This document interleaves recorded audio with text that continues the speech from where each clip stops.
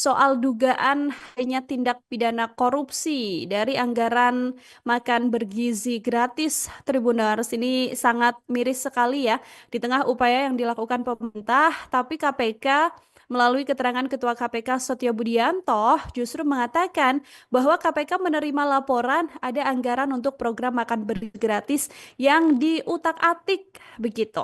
Setio mengatakan besaran anggaran yang ditetapkan pemerintah pusat semakin sedikit ketika sampai ke daerah, sehingga dampaknya adalah ke kualitas makanan itu sendiri.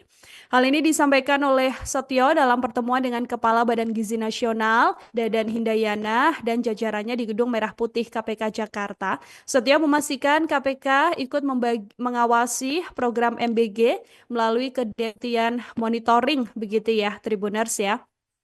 Yang mana dari laporan yang kemudian diterima bahwa anggaran 10.000 yang harusnya digelontorkan oleh pemerintah untuk anak-anak begitu ya hanya diterima Rp8.000 saja ketika masuk ke daerah-daerah tertentu, sehingga Rp2.000 kemana begitu kan, apakah Rp2.000 ini kemudian terpotong dan ada dugaan korupsi di baliknya. Ini kemudian diselidiki oleh KPK itu sendiri, Tribuners. Dari keterangan Ketua KPK juga menekankan bahwa pentingnya tata kelola keuangan yang transparan serta keterlibatan masyarakat dan penggunaan teknologi dalam pengawasan. Dalam kesempatan yang sama ini, Dadan juga meminta pengawasan dari KPK mengingat lembaganya mengelola anggaran sebesar Rp70 triliun. Pada 2025 bahkan bisa bertambah menjadi Rp100 triliun.